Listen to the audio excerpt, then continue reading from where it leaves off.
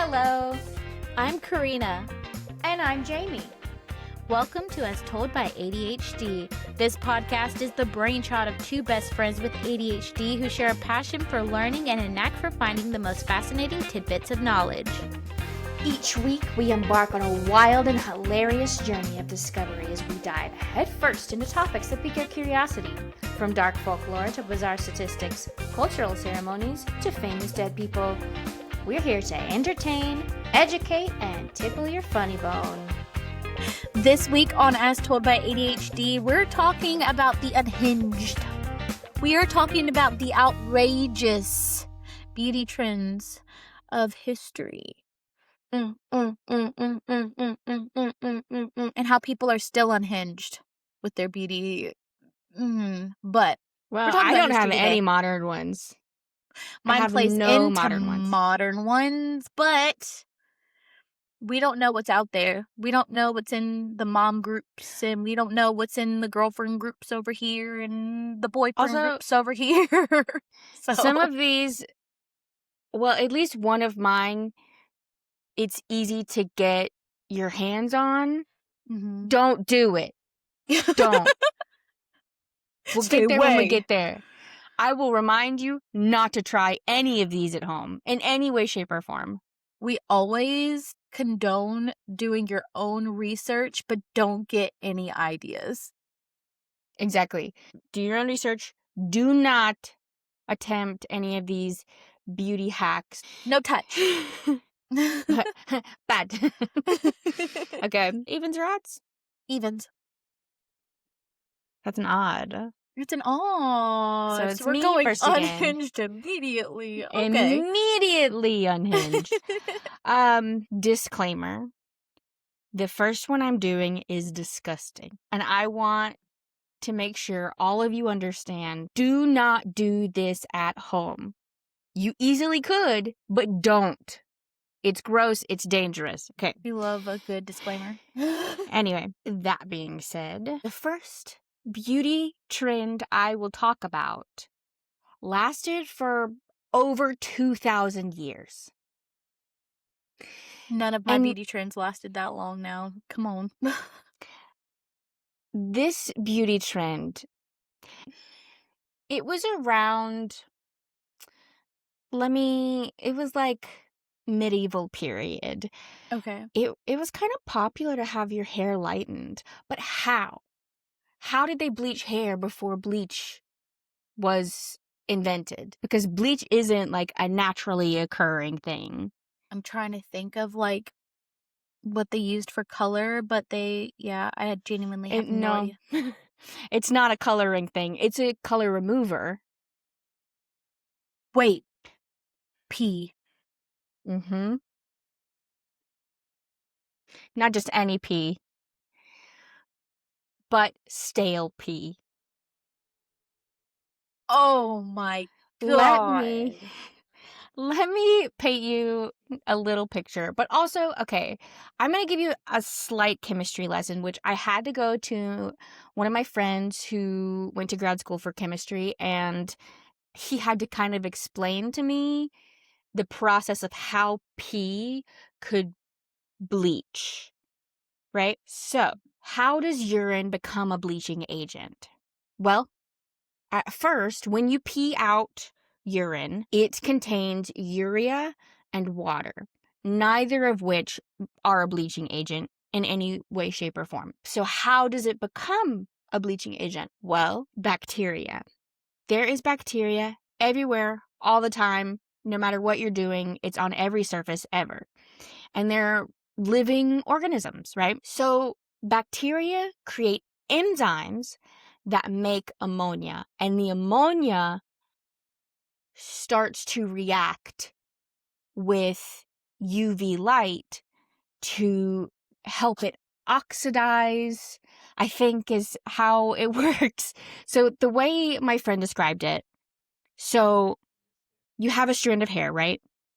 And it's like the bonds of the hair are sealed, holding in the melanin that your body's producing. Okay. Right?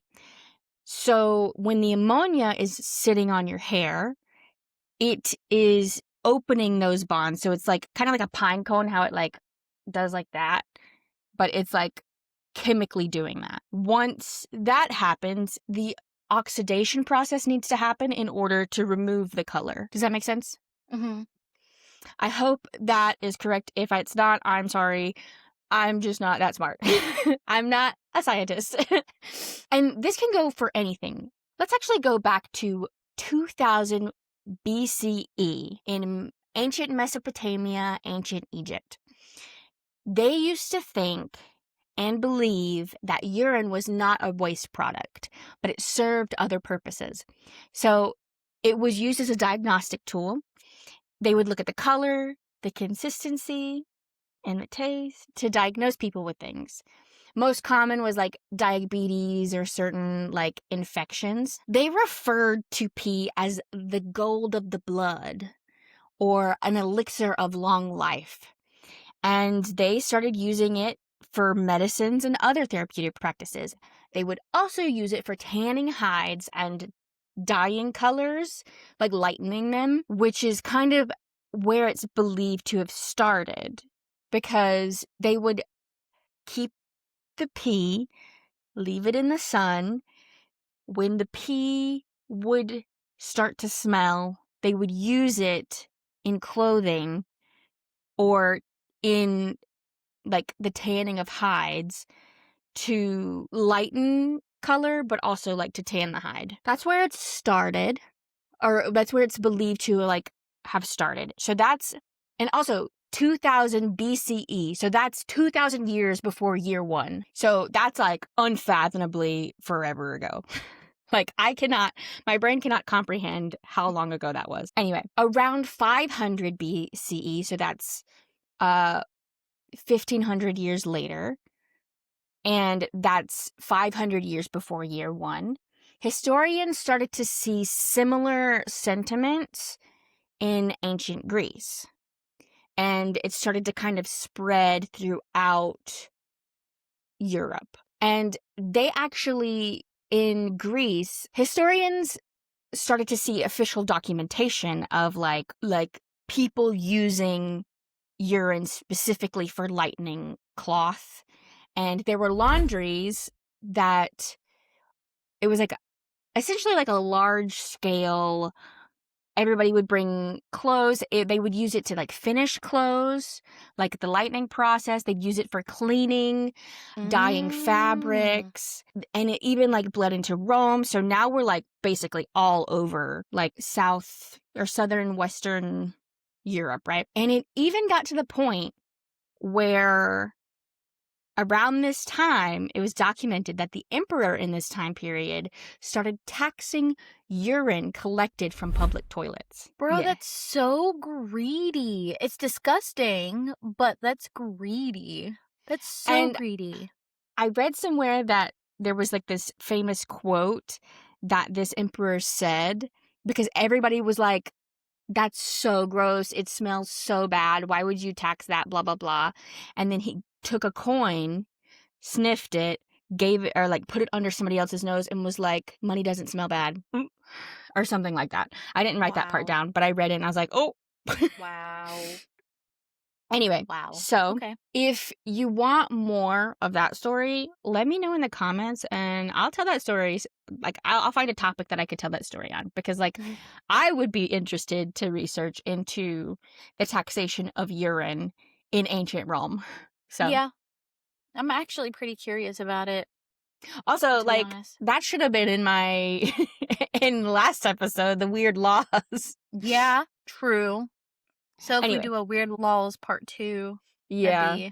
that'd be cool. So around 500 CE, so now we're 500 years after year one, we start seeing in medieval period that these beliefs kind of officially fully enter Europe and become common practice almost everywhere. And it's not in hair yet. It's specifically clothes. It's just like, what's the word I'm looking for? Like industrial use, where and not like cosmetic yet. But many years later, a few hundred years later, more than few hundred years later, around 1400 CE, we start seeing use for cosmetic reasons. Blonde hair starts to become fashionable, specifically in like Italy, France, and then like eventually starts to bleed kind of everywhere, right? Mm-hmm. And they're like, well, P can like take the color out of clothes. So like maybe it can take the color out of my hair and I can have a light hair. So they were right. And it became common practice to bleach your hair with urine. And some people even realized that there were certain people's pee that would bleach better than other people's pee. Historians and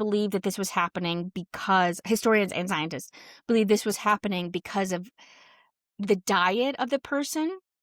And they believe that the more protein you ate, the more your urine would bleach. Like the more color it would take out. So I read somewhere that it started to be imported from other places. Ew. Because there were certain regions that had the diet that would cause more of a bleaching effect. And like everybody knew that like you had to collect the pee in a jar, keep it for a while, put it on your hair, and then after it's on your hair, you had to sit in the sun or it wouldn't oxidize, so it wouldn't take the color out of the hair. Also, some people realized horse urine does the same thing. That, Urine's urine.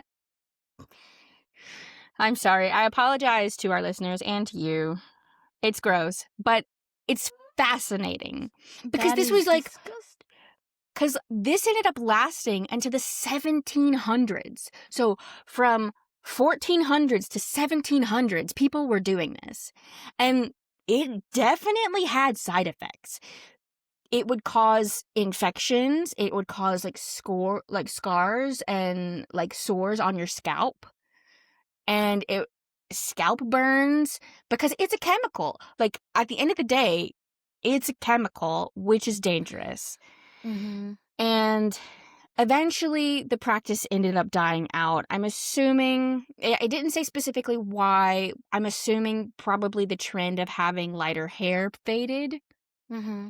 So they were like, oh, we don't need to bleach our hair anymore. Or maybe it just got to the point where everybody was like, I don't really want to deal with sores on my scalp. So, that being said, ammonia is an extremely dangerous chemical. Do not do this at home. I do not condone it. Karena is not going to condone it. Don't do it. Bad. That's Do disgusting. not do. It's dangerous. It just really smells, okay? It really smells.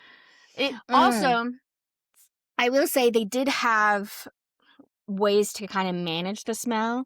They would wash the clothes after they've been bleached or their hair with oils mixed with herbs or like nicely scented things like lavender or something to like kind of mask the smell. But can you imagine like lavender urine? We've already established in a couple different episodes that the smell of people back in the day is something that we wouldn't even be able to comprehend. Right. The smell of people back in the day would make us pass out immediately. And I had no idea this was happening. I had never been told before that people used urine to bleach their hair. Not just any urine, stale urine, which makes it so much worse. Like the idea of the smell that they're creating in those medieval time periods makes me uncomfortable. Anyway. Yes. And the only reason I was able to guess it is because I was like, what in the world would have something that was as strong as like ammonia to be used on hair? And the only thing I could think of was pee. Yeah. So, yeah, and you were right. So That's the only reason I was able to think of that. I did not know gold they star. used it on hair, though. That's disgusting. It's disgusting. Hair, clothes, everybody smelled like pee. Ugh. And if you've ever bleached your hair, you know that without a toner, it's gonna come out like a strawberry blonde almost like a reddish color, and that was the desirable color back then. Like everybody wanted that like strawberry blonde, which I think is a That's really so cute color. weird. But now I can't look at it the same. But they also wanted to be pale, but they had to sit out in the sun to like let it. Yeah, Yeah. I guess they had to sacrifice something. I don't know. Maybe they had people like Right. hold umbrellas or like Well, had their bodies covered up. I think something. the paleness didn't come into the Victorian period, Yeah, which maybe. was after this trend. Yeah. People are So weird, dude. people are weird. Don't put pee on your hair. Please don't. Also, Ugh. side note, it is a myth that pee is sterile. Do not pee on any open wounds. Don't do it. No, pee It's is not not sterile at sterile. all. Oh my gosh, Mm-mm. no. Any bodily fluids coming from another human being or animal, like put two and two Not sterile. together. Not sterile. Don't do it. Okay. Anyway, Okay. that was my first one. Disgusting. I'm glad we got that one out of the way. So my first one is something that I've dealt with personally in my lifetime. And I wanted to go into like the history of it a little bit. The history is kind of well known. There's like a general knowledge around it, but we're going to go back to the Jim Crow segregation times. So that's late 19th, early 20th centuries, where Black Americans, their appearance would be scrutinized, right? Like there's heavy racism, discrimination. They look so different. They don't look like us, right? So appearance on top of it already being difficult for them to, have jobs, especially like people facing jobs, they would get ridiculed or turn away from their jobs because of certain aspects of them, specifically hair being one of them. So tightly coiled hair, 4C hair, like really curly hair was described as unkept and unprofessional. And those judgments obviously had severe consequences afterwards, because Black women, hair was not like, it just wasn't like for them, unfortunately, it wasn't just something that you toss over your shoulder and just go to work. Like you can't just get ready for the day and leave. Like it became something that was politicized and policed and all of these horrible things. So Black women were trying to get rid of that, right? Get rid of the way their hair looked. And straightening hair became a Western thing for Black people. So the earliest attempts at straightening hair were mechanical. Everybody knows what I'm talking about. It's kind of like if you know, you know, but like everybody knows about the heated metal combs. The heat combs. Yeah. They were a literal metal like tube that had like it looked like a comb. And it would have like either like a rubber end, or you would even have to have something around it to be able to hold it. You'd set it on the stove to heat it up. So they would use heat combs, and they would bring it down the strand of hair to try to straighten it out. It would only be temporary. They didn't have creams or chemicals or anything like that. But as soon as humidity would hit it, like it would curl back up. Like it wasn't like a permanent fix.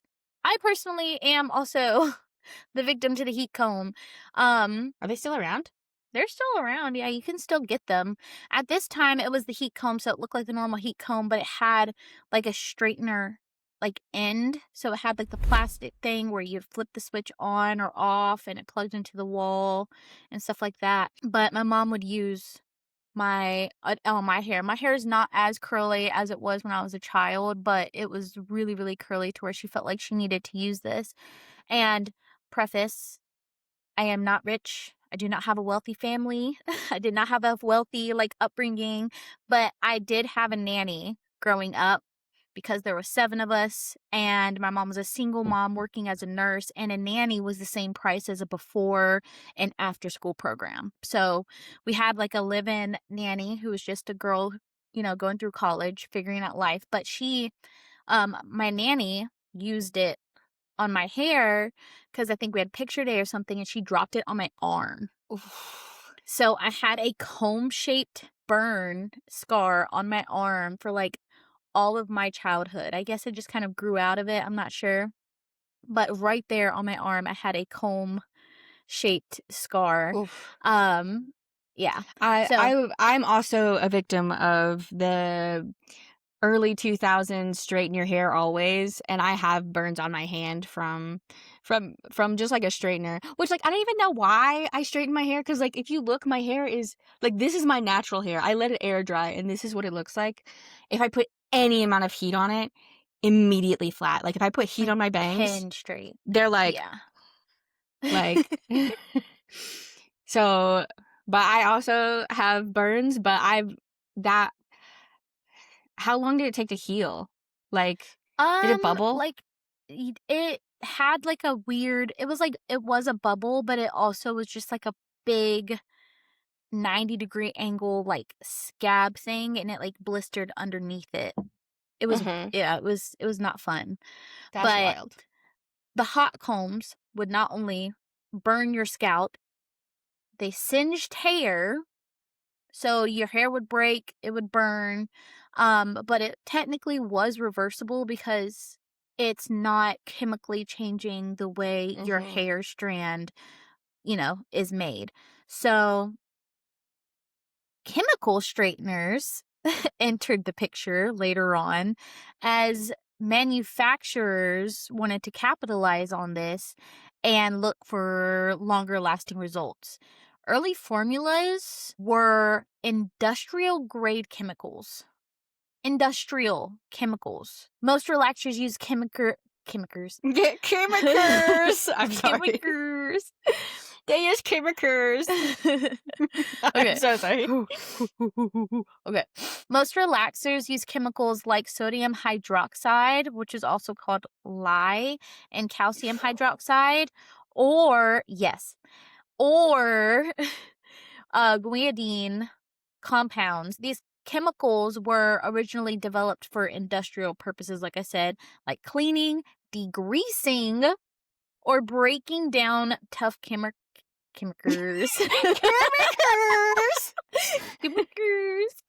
Or breaking down tough materials. I didn't even say chemicals.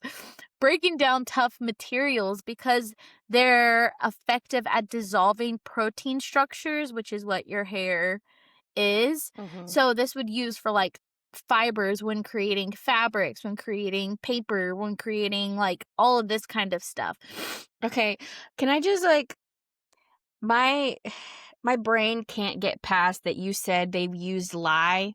Yes. Lye. For our audience who aren't true crime junkies, lye is one of those things that will chemically burn you so bad. But also in true crime, people usually use lye to dissolve evidence, which is horrifying. Don't do that. Also, I think it's hard to get your hands on lye these days. So these days, yes, but I mean, these are wild. These are money-hungry beings who have the money to try to find the most efficient hair product that would straighten hair.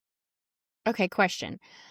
Are these people selling this product, are they African American, or are they white people who are like, this'll work?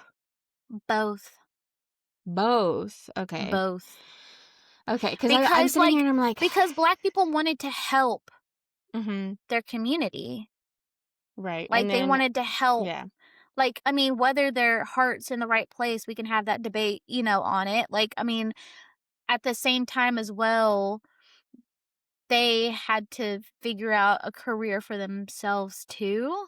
Yeah. Does that make sense? So it's one of those things that was capitalized on Mhm. by both. Do you have the dates of when it started being sold? And I'm assuming that it had to come off the market at some point because it's very dangerous. Well, it did. So they were commercially introduced in the early 1900s, so 1909, 1910 like era. Mhm. And then no they were called no lie. Ugh, the pun hurt me. The pun was actually It's yeah. painful. Yeah, it's kind of cringy, but we've grown from then, okay? So just like as a backstory about the protein of hair, our hair is made mostly of keratin protein, and curl patterns like mine. My hair is a little frizzy, but like mine and like more intense curl, more tightly coiled curl pattern, comes from sulfur based bonds called disulfide bonds. Relaxers work by breaking those bonds so that the hair can be reshaped straight. But the issue is that these chemicals didn't stop at the hair.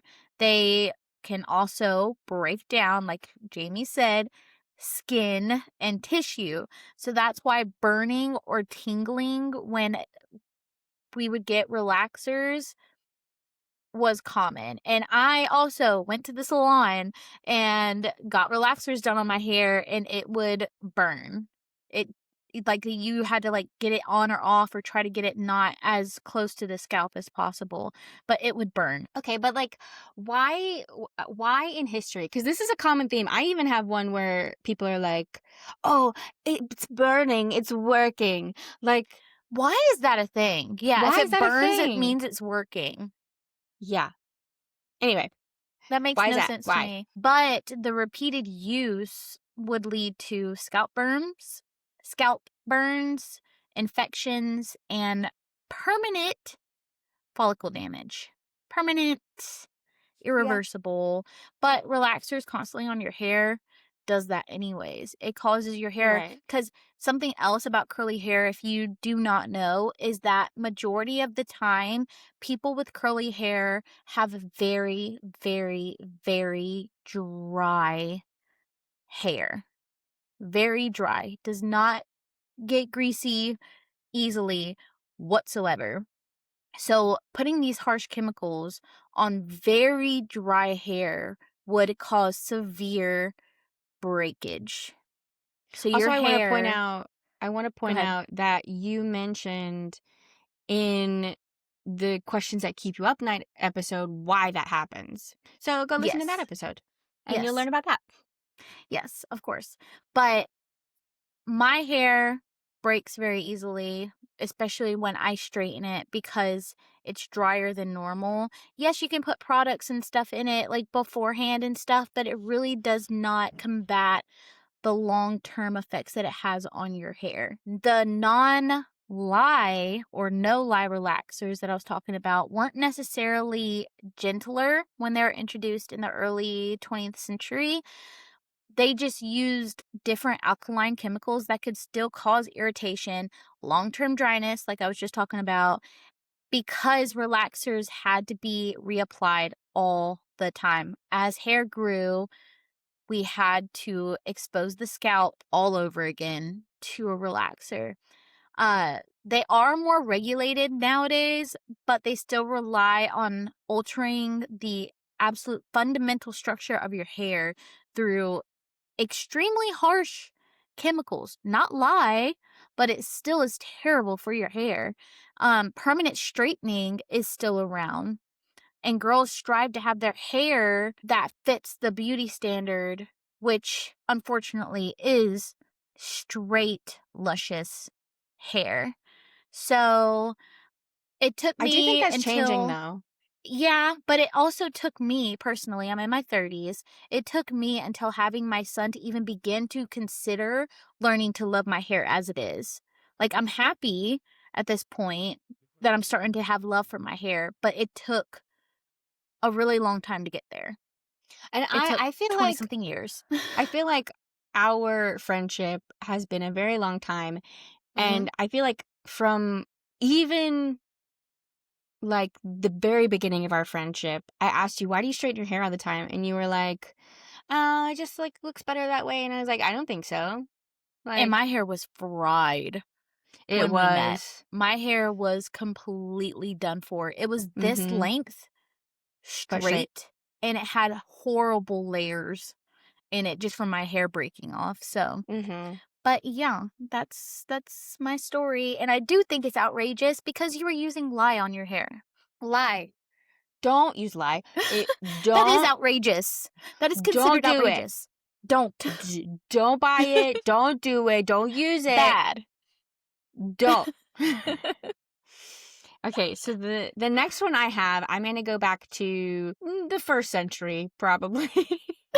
so so like 100, 200, you get it. You get it. Anyway, so have you heard of the belladonna flower, aka deadly nightshade? I have heard of nightshade, yes. I have. Well, nightshade is like a group of plants that like when they have flowers, it like they're classified as nightshade because of how the flower looks or something. I'm Okay. not a botanist, so I don't know. But deadly nightshade is a poisonous plant, and it's usually known to have like purple or green bell-shaped flowers, and they have a Okay. glossy black berries. If you see that, don't touch it. You could die. Don't do it. It is native to southern and western Europe. Okay. So think Italy, Spain, France, like that region. And in the early first century, everybody kind of knew that this plant was poison, and it was used as poison. So, The eyes. well, but like I don't know, just I've never thought, what if I just poison that person? You know what I mean? Like so, like it's Right, hard for yeah. me to comprehend that people were like, I'm gonna kill this person and I'm gonna do a poison. They're gonna die So today. anyway, it was also used for like medicinal purposes too, but in extremely small doses and mostly diluted from what I can tell. Or like Okay. even like just doing like a drop on your tongue because like Okay. it was so potent. Okay. And it was used to like help with sleep. So like it was like sleep inducing. It dulled pain a lot of the time. It was calming, and it could even sometimes occasionally cause hallucinations in very, very, very small doses, Wow. right? So let's go back to the Renaissance, 14th century to 17th century. It hits the market in Italy as a cosmetic product. Belladonna eye drops. Oh my. Why do you think you would use this as eye drops? Well, you said hallucinations.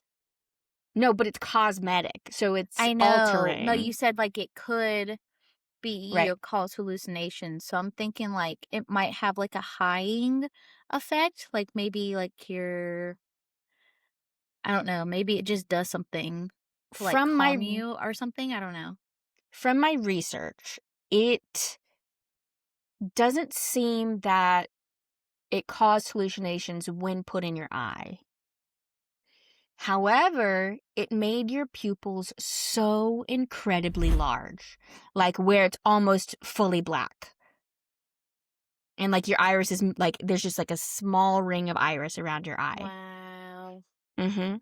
So it was very desirable in this time period to have that doe-eyed look.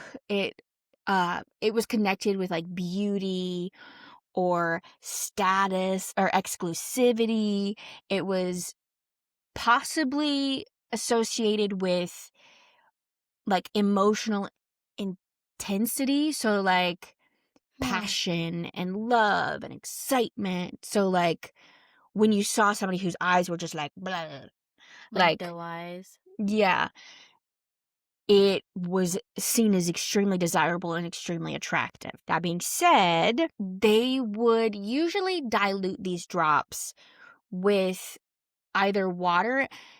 I saw also that it was possible they used juice, which is wild, and sometimes wine, which is also wild, because, like, wouldn't that make your eyes, like, red? Like, wouldn't that burn? Stain. Anyway. Mm-hmm. Well, I was Googling that, too, and I did my little research.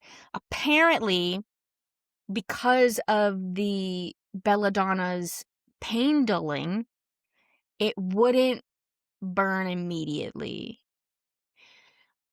Interesting. Right. It occasionally caused red eyes, but most of the time it didn't. Okay. So you would just get the look of like huge doe eyes. And the side effects of these drops weren't immediate. Like the super negative side effects. The only side effect that was immediate was dilated pupils and possibly blurred vision, maybe a little light sensitivity, maybe some dry eyes, right? Okay. But a little long term, you had chronic eye pain. Like when you weren't using it, your eyes were hurting because it's no longer dulling the pain, right? You had eye inflammation, you had increased risk of eye infections, and in really repeated, prolonged uses, you would have permanent vision damage or partial and total blindness. And this was kind of brushed off of like, I'm just getting old, so I just can't see. So it stayed on the market for a really long time. Like I said, from the 14th century to the 17th century. It was believed, but it was never fully documented. It was believed that there were other side effects that weren't connected to these drops, like increased vulnerability to secondary infections, especially in your eye, severe infection, because like I read somewhere that it could cause like your eye to get little cuts in it, and like if it like opens up a little bit and the belladonna gets in there, it's going to open up more, and then you would get an infection. It's believed to cause fevers, heart complications, and even premature death. So, and like those were never fully connected because it obviously, once it was taken off the market or once it wasn't being used anymore, we're not going to make it to like find the side effects, you know what I mean? And this was like widespread, like through the elites of Southern and Western Europe by like the 1500s. But it slowly started phasing out around the 1600s. Like it's believed that it was because the trend was starting to fade and like that look wasn't really like super attractive anymore. As most trends tend to die. Yeah. Right. It's also believed that because people were starting to notice more medical issues because people were using it almost constantly. And I'm sure there was a lot of other reasons why it phased out. There was one thing I read where medical professionals at the time were like, hey, stop using this. Stop. It's bad. And like they were getting more and more aggressive with it. And so eventually like they stopped using it. I'm not sure how true that is. I only found it in like one or two sources. But I'm sure there are other reasons that were lost in time somewhere. But by the 1700s, it was completely phased out of the cosmetic sphere. Wow. Yeah. Again, if you see belladonna, don't eat it. Don't make a eye drop out of it. Don't use it. Don't even touch it. Don't even touch it. Just look at it and be like, ooh, pretty. Bye. Ooh, pretty. Bye. Get out of there. Run. Run, the lot of you. Run for your life. Yeah, and I was sitting here and I was like, why would someone want to do this? Because like like I said, it didn't give you any of like the hallucinations, the high or anything from what I could find. So it was literally just to have the doe eyes. And I was like, why was that so important? Because like people started losing their vision. How could you True. not like just stop? Right. Anyway, Just stop. just Stop. stop. Please. Is that Jordan commercial or something? Yeah, Stop. Stop it. Stop. Get some help. Get some help. Anyway, If you're thinking about this, consult. don't. If you're thinking about it, don't. We're your help. Stop. Mhm. Okay. So my second story is the practice of blackening your teeth. So when I I know this one. I almost did this one and I was like, nah. So, like, if you look into, or if you ask a group of people, if you saw someone with black teeth, what would be the first thing you thought of, right? Well, unless I'm really close to them, I'd be like, oh, they have no teeth. Oh, no That's teeth. true. Because like you open your mouth, it's black. You're like, oh, no teeth. I go the completely opposite route. I think of like scary movies, demonic, maybe somebody who practices really bad magic. Stuff like that. Because when I think this takes place in Japan, right?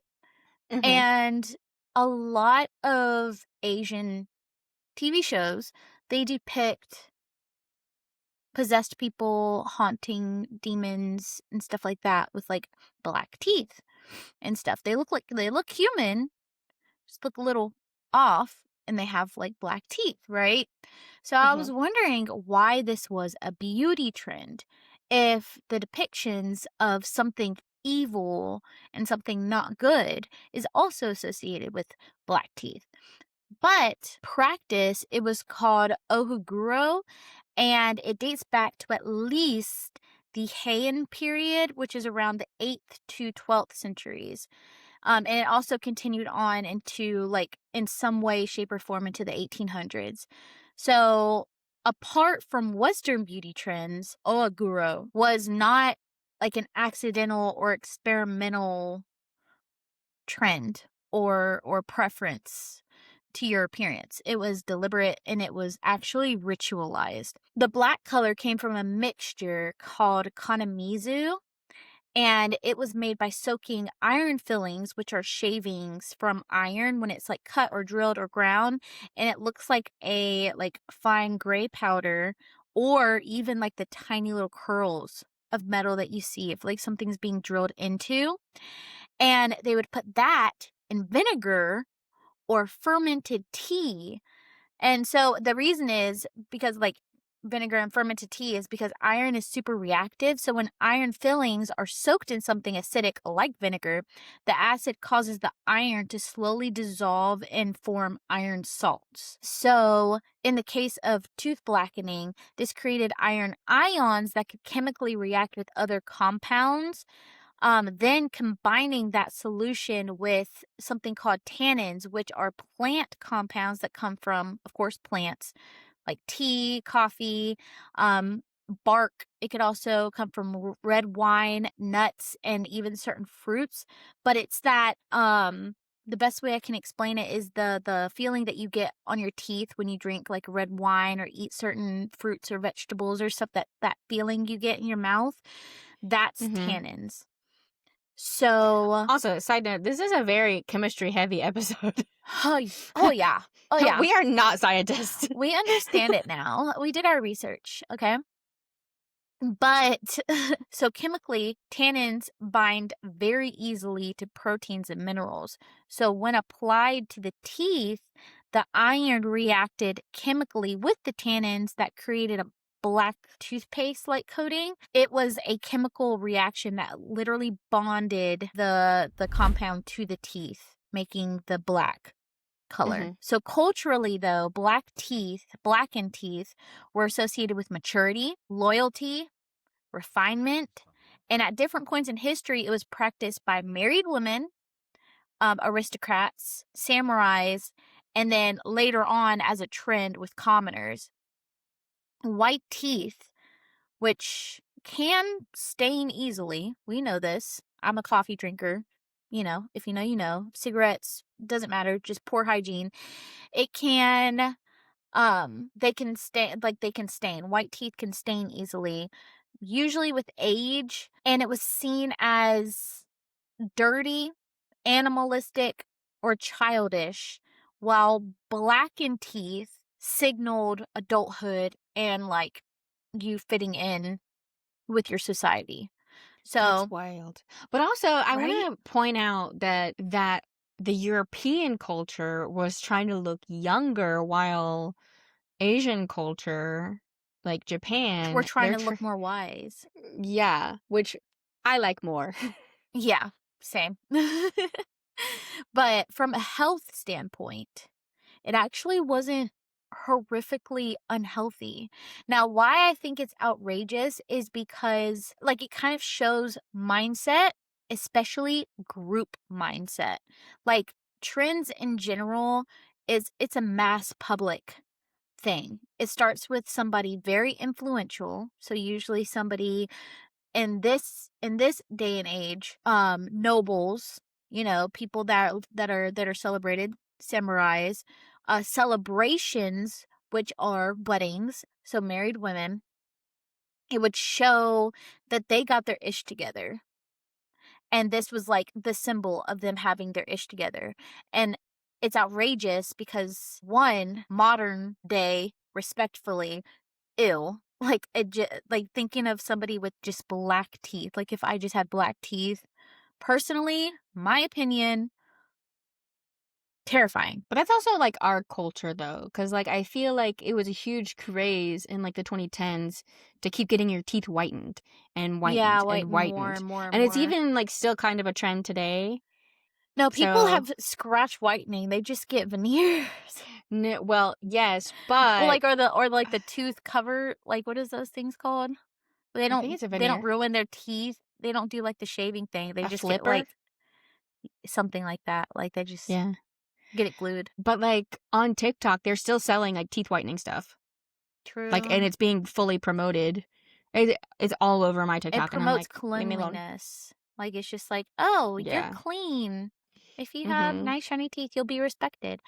No, I agree with that. But at the same time, this was seen as clean, proper. You have your stuff together because it was seen as animalistic and childish and dirty. So That's wild.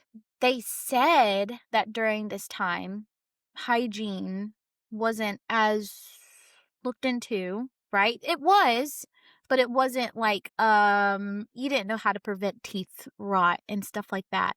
This Mm-hmm. actually helped a Yeah, lot of ways. I was gonna say, I like, based on everything that you've told me of like what this was made of, it's not bad for you. It does wear the enamel down, Yeah. which So will it make would your make your teeth teeth a little weak. super sensitive and weak and stuff like that. Mm-hmm. But unintendedly, the tannin layer would help protect the teeth from decay because it would like seal small cracks that bacteria Mm-hmm. can get into. And historians believe people who practice oraguro actually have fewer cavities than those who didn't, especially Hmm. compared to more modern times, in the Japanese history where people had sugar heavy diets without modern dental care. That's So, wild. when did it start disappearing? The practice began to decline during the Meiji Restoration in the late 19th century when Japan rapidly modernized and started adapting trends from where, do you think? Europe. Western the Well, yeah. Western civilizations. So they started adopting Western beauty standards. So in 1870, the government officially banned Oaguro for women of the imperial court and its association with being old-fashioned. It needs to be just put in history books and kept there. So why did they say it was banned? Like, was there a specific reason, or were they just like, oh, we don't like this anymore? Like, Stop. because Traditions, some countries' traditions are so strong that, like, you can get shamed and disowned by your family by not wanting to participate in certain practices. So I feel like it needed to take law in order for people to stop practicing it because tradition is that Yeah. strong. This is the least dangerous thing we've talked about so far, and it's the only one that's been banned. True. That is so Anyway. true. That's crazy. Yeah, this one was completely banned. But like I said, the mindset is heavy in certain countries. Like, we've been doing this for, 7 generations or so. We have to do it. And if you don't participate in our family's traditions, you're not family. And that can ruin social status, your career. You might not even be able to get married if you don't have parents that can, contribute to the marriage, or like you're seen as like an orphan and stuff like that. So, it affects your entire life to get disowned by family in some cultures. And that's why I think it had to take a legal stance. Yeah. Personally. Okay. So this one is less of a beauty trend and more of a social one, but it does involve beauty products. So, have you ever heard of aqua tofana? So, okay. I'm just going to start with the story. So, we're in Italy near the end of the Renaissance period, 17th century. There was a woman by the name of Giulia Tofana, and she inherited the family business, which was kind of like a cosmetic apothecary. So she sold mainly to like the upper class elites type of people. Mhm. But who knows? Maybe she sold to lower class people. In this time period, women didn't really have rights revolving around marriage. True. Divorce was essentially impossible. There was no legal way for women to exit abusive marriages. Can you see where this is going? And domestic violence was fully being ignored by authorities because they were It was probably socially okay. It was socially okay, and they were probably participating in it too. It seemed like men in this time period saw their women as property, which I hate. 100%. 100%. So you had a couple options to deal with this legally. You could live through the abuse.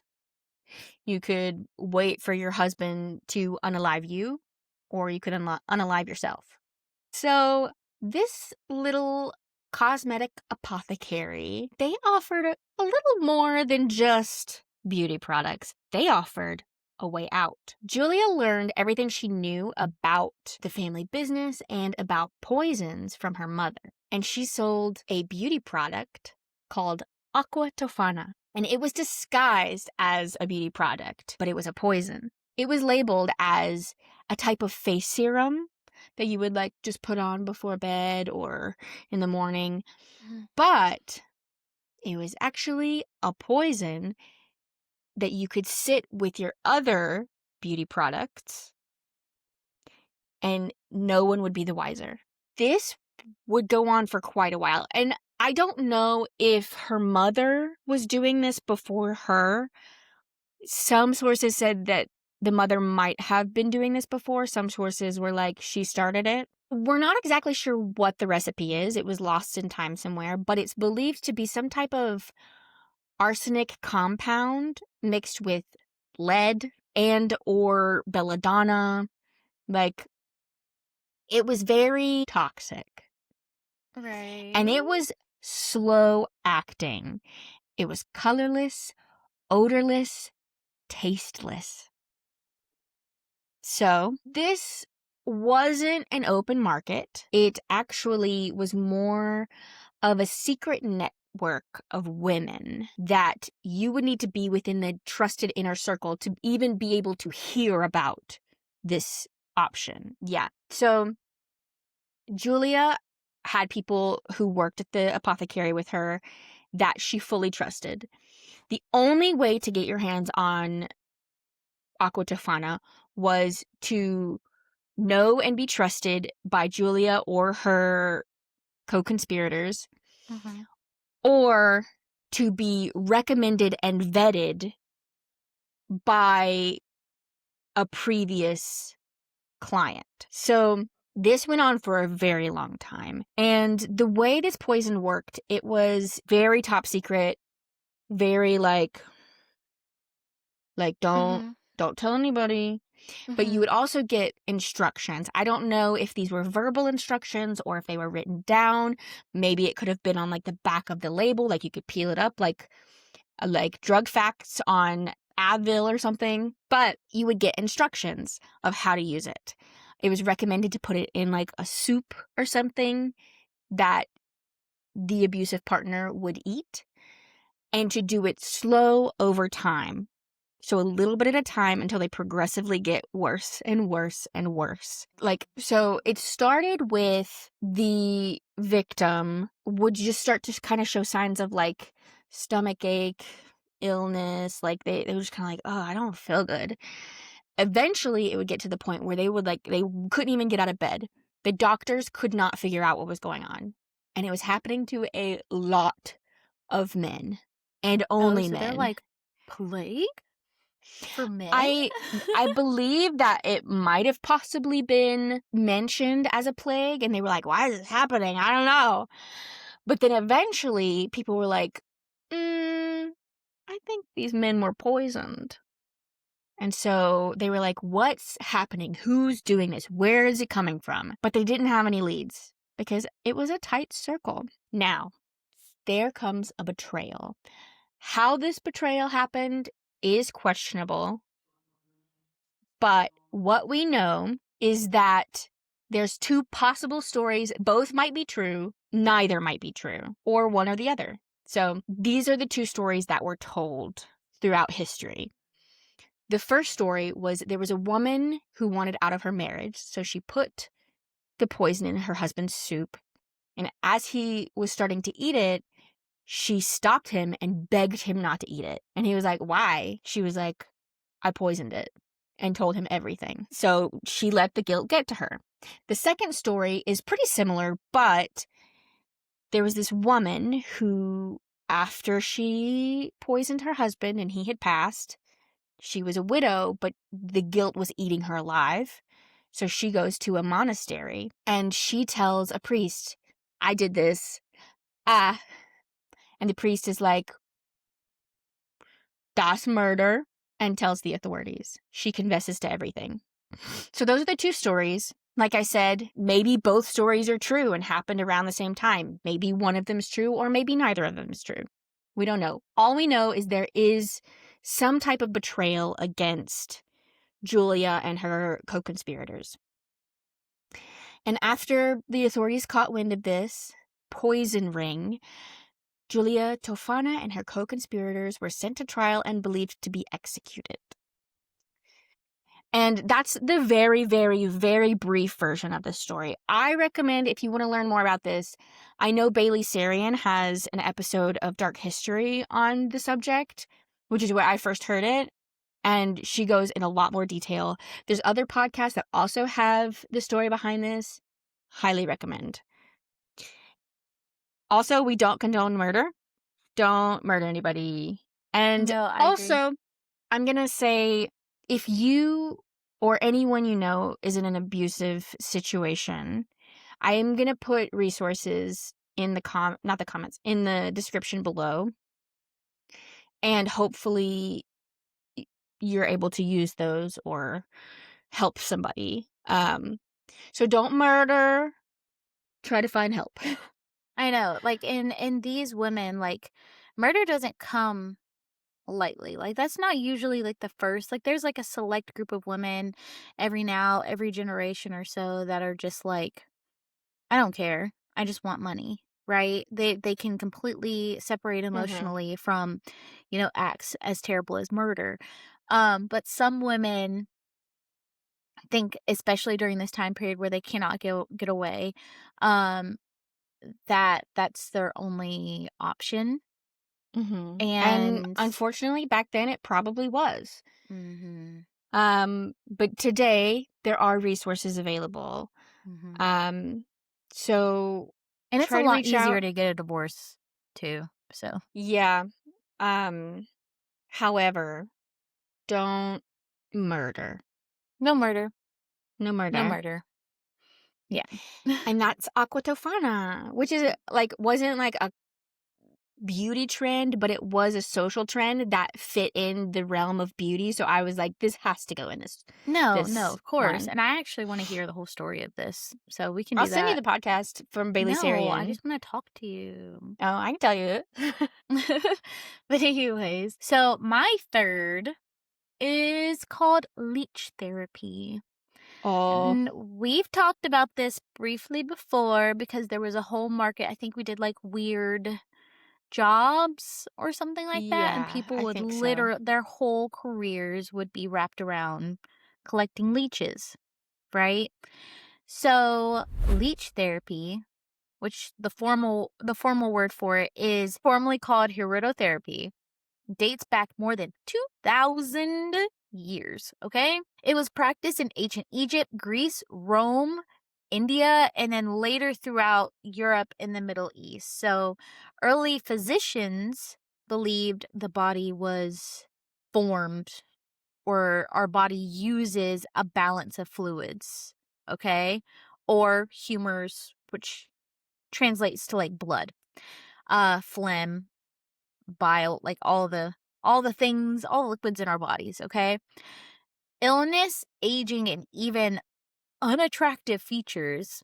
I couldn't find what exactly was unattractive features technically 2000 years ago. Like they would just say like face things, but that you can't really like picture because everybody's face is like different. You're So different. anyways, Yeah. but unattractive features were thought to come from having too much blood or from blood that had become stagnant, which is impossible. Literally, Well, if your heart is beating, blood is not stagnant. It can move slower. well, that's true. But I will play devil's advocate. You would probably lose a limb or a finger or a toe because there's no blood Oh, flow to it. okay. But like it could Yeah. become stagnant. It's just a blocked blood vessel that Yeah, something like you that. now need Yeah, to yeah. probably cut off something from your body. Yeah, and we don't recommend that either. This is Don't just do a it. big don't do it, okay? But leeches offered a controlled way to remove blood. So people would like Hmm. try to do forms of like cutting their skin or something like that. But leeches was like a more controlled, blood doesn't just gush out all over the place, or so they thought, type thing that they could do. So leeches would attach themselves gently. Their saliva contained compounds that prevented clotting, and it also numbed the pain. So this allowed blood to flow freely even after the leech detached because of anticoagulants. We learned that's called. So early doctors said that this was extremely effective. By the Middle Ages, though, leeches were not just used for illness, but outrageous beauty trends. Appearance, right? A pale complexion was what everybody strived for. You got that sick A look. You pale looking good. goddess. You got that You sick. You looking you good, girl. you have so much blood loss. You're so pale. It You looks look good on like you. you've never pumped blood through your body in your life. You How look you like a doing? corpse. And I'm pale right now. I'm super pale right now, but that's because winter and fall. But anyways, I'm also super pale, but that's because I can't be in the sun anymore because I have an autoimmune disease. yeah. But she's gorgeous. Look at her. I would love to be in the sun more, but I'd also love to like have function over my body. Fair. Especially among European elites. They were just like, obviously, we are more beautiful because we are so pale. We have everybody to do the work for us. And so we don't have to ruin our bodies, right? So I don't bloodletting. have to ruin our bodies.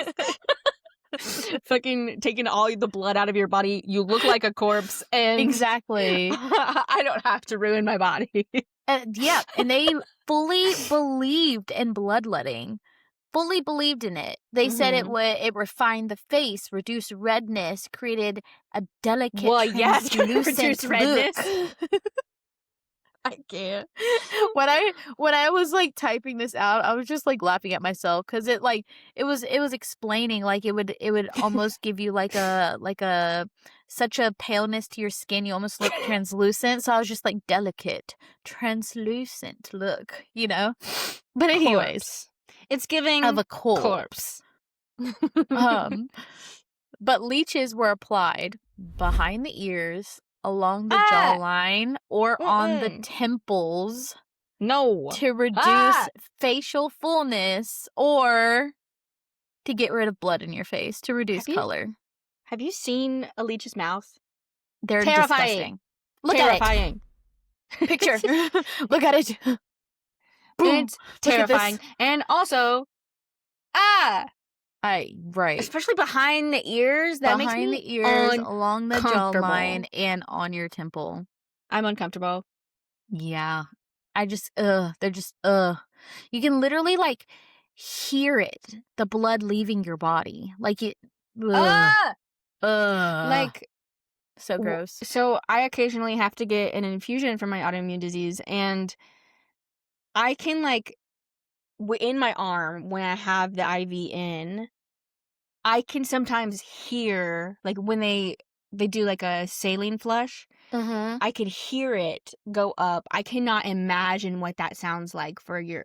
Because that's also, like... And they would do it for a long time, too. I'm uncomfortable. So, France hears about this, and the practice exploded. Okay? It was so popular. 18th and 19th centuries, in France, tens of millions of leeches were used per year. Doctors would prescribe them for everything: headaches, fevers, inflammation, mental illness. Yeah, and cosmetic it's just gonna suck out your mental concerns. illness. It's gonna suck out all your problems. Attach it to your temple. It'll suck out all the demons telling you to do horrible things. So, easy peasy. And then, of course, cosmetically. So, some patients were treated with dozens of leeches at one time. At one time. That's crazy. In extreme cases, of course, excessive blood loss would cause anemia. People would faint. People would have infections. And obviously, eventually, you will die. Oh my gosh. I wonder why they were having fainting spells. Well, why would it possibly make you faint? Why? It's not like we need blood to survive. Anyway. But because, like, deaths, obviously, and dangers in general were not immediate. Because, like, your body is trying to stay alive. Like, your body's goal is to stay alive, okay? But leech saliva, like I said earlier, has powerful anticoagulants. So wounds can bleed for hours or days afterward. Okay? So infections, extremely common. And leeches were reused on multiple patients. So you're gonna get some diseases. Yep. Spread all the diseases. All of them. I hate it. I hate it here. Yeah, like literally 100% of the time, almost, leeches were reused on different people. They're like, get that back. They believed rinsing them in water or wine was good enough to clean them for the next patient. But leeches can retain blood. I've also heard that their saliva, it is an anticoagulant, but I've also heard that it's kind of like an anesthetic almost, where like sometimes when they bite you, you don't feel it. Yeah, it can numb it. Yeah. That's crazy. But they're ingesting your blood. The blood is still in their bodies. How And whatever big can a leech pathogens are get? in that blood will go into your body because Yeah. it's in their body. But like, It- I want to, like, like, how big do you think a leech can get? Like, oh, they can before get big. before they have to stop eating. And also, if a leech is too big, do you like just squeeze out the blood that they took? Like what? No, so How- they how would, does I that mean, they work? would have it, they would have them use their energy. I mean, they would have leeches ready to go. Like when I say reuse, they don't just, I mean, sometimes they would just pop it off and put it on another person. They pop it off, put it in like a tank or something that they have, take it out and reuse it again after it's used that energy and has God, it shrunk smells so again. bad. Oh yeah. I Oh, for can't sure. imagine like leeches For full sure. of blood in probably stagnant water. Probably smelled Mhm. so bad. And I watched, because my son was a huge Brave Wilderness fan for most of his, like, I mean, he's still a child, but for like the first 5 years of his life, I'll say, he loved himself some Coyote Peterson, okay? And what he did is he voluntarily went into a very wet forest where leeches were super prominent. I think it was in Australia. I think you showed me this And- video. Yeah, and the way that he was able to get the leeches off is using a credit card, and you have to like get it off that way. So I don't know how they got the leeches off back then, but like I don't know if they I'm just, sure they figured something out. but yeah. Maybe like Proper a way. dagger, they would go. Ting. Okay, anyways, but I talked about, diseases. Jamie also said diseases. Those diseases would be syphilis, tuberculosis, sepsis, which is blood poisoning, if you guys don't know, and cellulitis. Okay? Modern medicine later discovered that leeches naturally carry Aeromonas bacteria in their gut. So today, patients receiving leeches, or medical leeches as they're called nowadays, are automatically given antibiotics because of the infections that can cause tissue destruction and bloodstream infections, sepsis. You're telling me people so- still do this? Oh yeah. Where? Oh yeah. I'm staying away. Oh Where yeah. are they? Medical practice. Is there a time they're unavailable so I can't make an appointment? So I'll get to like where and how it's practiced, but when it comes to death, sepsis, before antibiotics were as powerful as they are and how they could be put into your body, sepsis had a really high mortality rate. If you put the leech in a sensitive area of the body, aka large blood vessels, aka arteries, you could have prolonged external bleeding to the point of death. You could hemorrhage, internally, because people would put leeches inside of their mouth, nose, throat, No. vagine, No. and rectum. No. No. No. Absolutely not. This is the worst thing you've told me. This 100% happened. No. I don't want Yes. it. Take the knowledge back. Take it back. I don't want it. It's so gross. It's so I hate it. gross. No. It's so Mm-mm. gross. But they would remove these leeches, they would bleed, and it's not something that could be easily seen or stopped. So there's records of people bleeding internally until they have died. I wonder why. Wonder why. I wonder That's- why. So I'm so uncomfortable. I thought the urine was bad. No, this is the worst one, in my opinion. And before, people would also not admit to using leeches. So records in the early 1800s, deaths were sometimes attributed to just weakness or fever or inflammation without saying leeches were the problem or the underlying cause. But by the mid 1800s, more medical understanding began to form around leeches. Scientists started questioning blood theory, essentially, recognizing that blood loss often obviously weaken patients rather than healing them. So, as germ theory emerged and modern medicine was advanced, leech therapy rapidly fell out of favor, obviously. Well, yeah. And was criticized. It should be. By saying this is an outdated practice, which it was, and harmful. But they're still very much used today. So in the late 20th century, they returned as a controlled medical procedure. So today, sterile medical leeches are used in reconstructive surgery to restore blood flow after reattaching fingers, ears, skin grafts, and stuff like that. So leeches relieve congestion, which prevents tissue death when those medical procedures are performed. So this is a very rare case that leeches are still used today. I get it, but I think I'd rather lose my finger. I think I'm okay. I'm good. Keep it. I didn't need that finger anyways. Didn't need it. I'll figure it out. I'll type with the stub. We'll survive. Yeah. I will survive. Okay. Please tell me that's the end of it. I'm uncomfortable. That's it. I'm done. Okay, so my next one, kind of crazy. So, 1898, radium was discovered. Oh, God.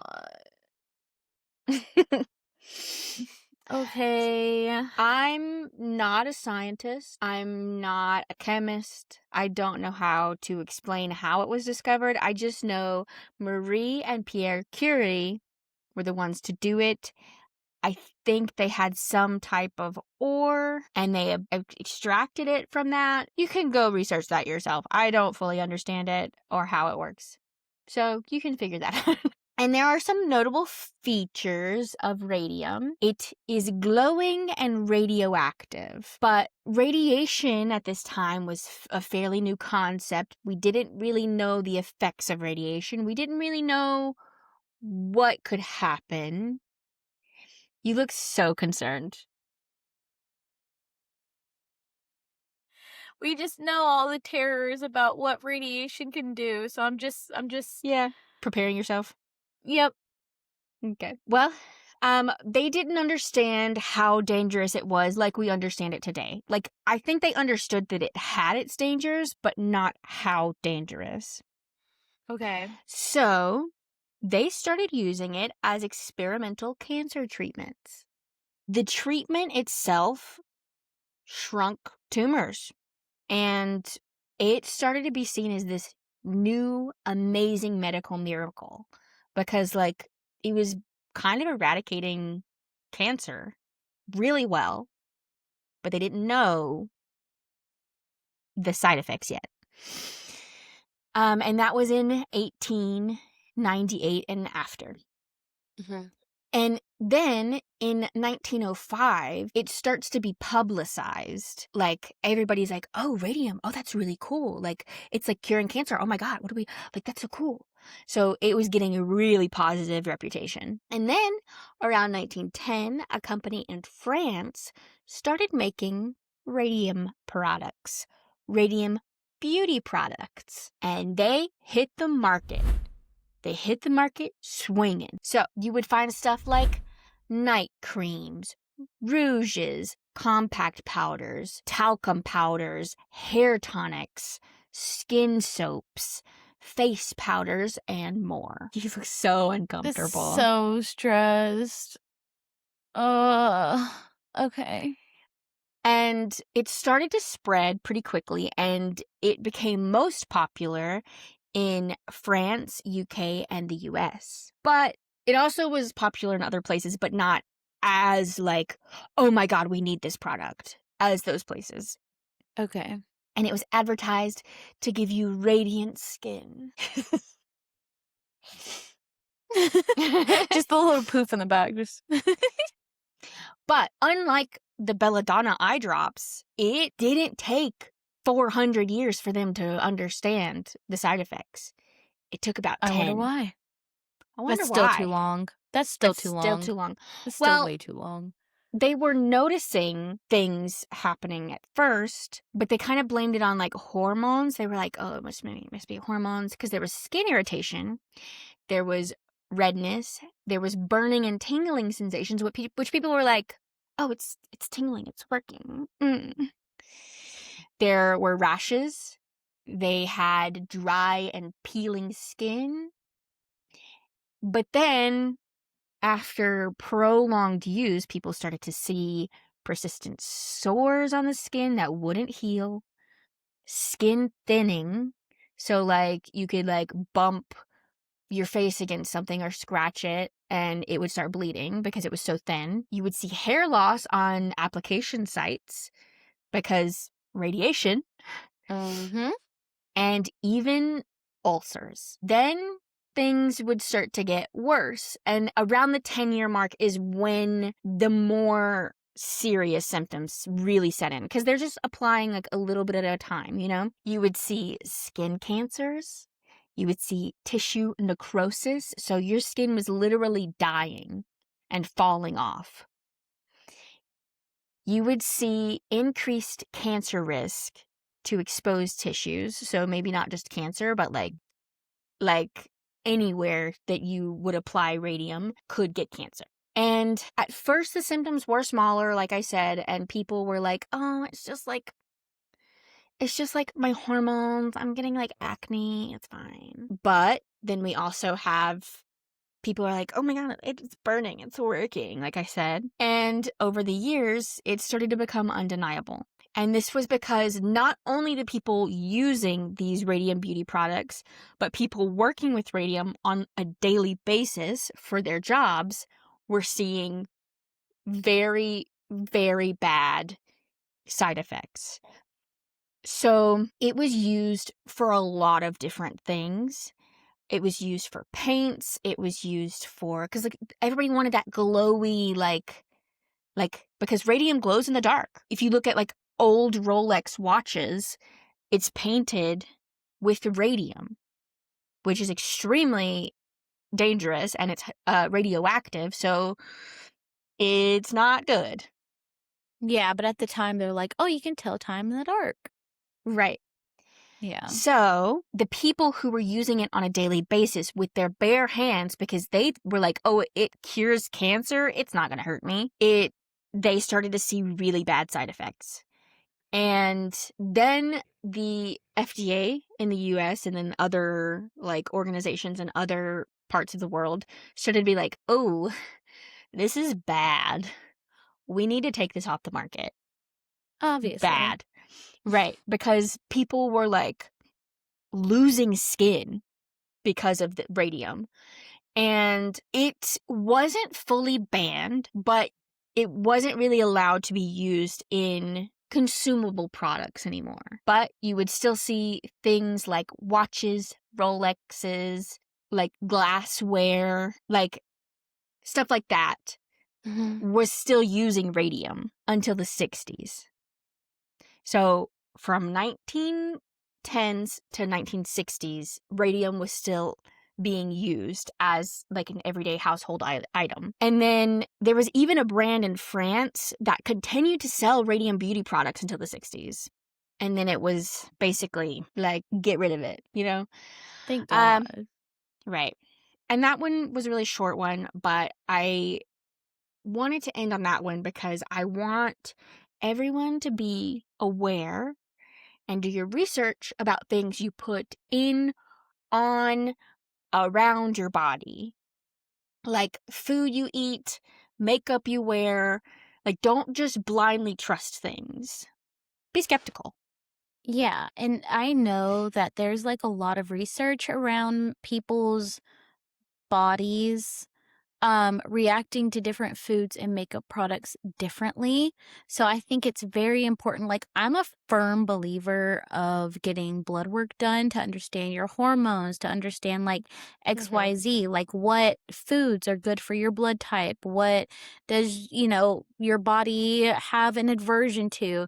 Like, you can be a general healthy person, but then learn that gluten is not great for you, or XYZ, right? Maybe you have a very, very mild latex irritation and you love to eat bananas on toast or something like that. Just like What? learn your body. How are those connected? Oh, yeah. You didn't know? Are bananas latex? Hold on. You have irritation in latex and you eat bananas. I've never heard that before. So, proteins in bananas are structurally similar to those in natural rubber latex, causing the immune system to cross-react, leading to symptoms like mouth itching, hives, wheezing, or anaphylaxis. Interesting. I did not know that. Learn something new every day. Anyways, just learn your body. It doesn't hurt. Learn your body. Learn what you use on a daily basis. Take care of yourself. Love yourself. Pamper yourself. Drink your Be water. nice to others. Oh, Drink your water. I needed that. I needed that too. That water slapped. I'm not even going to lie. Hell yeah. But I hope you guys have a wonderful day. Same. Be careful with what you put in your body, on your body, around your body. And don't blindly follow beauty trends. Please. Don't do it. If you learned Please anything from don't. this episode, don't blindly follow beauty trends. Yep. Like, no offense to people who get Botox, but I am never getting Botox in my forehead. I'm never getting Botox because I'm terrified of needles. True. Terrified of them. Like, I still True. panic when I get my infusions. I'm like... And fun fact, if you're new here, my bottom lip is my birthmark. So this is my birthmark right here. And I've actually considered for a brief moment to get filler to kind of just like match it so it could just be even. Not doing it. I just can't. I can't get myself to. Yeah. So I'm never gonna try to talk you into it because like I am terrified of needles and I don't even want to think about them. Like, period. Yep. People just think I get hit in the lip all the time, but it's not. It's my birthmark. It's my birthmark. It makes my lip a little lopsided, but we're fine. It's my body. It's fine. Anyways, goodbye. I don't know where that came from. Oh. But here we are. You added the shoulders. Goodbye. I'll see you guys next week. Bye, guys.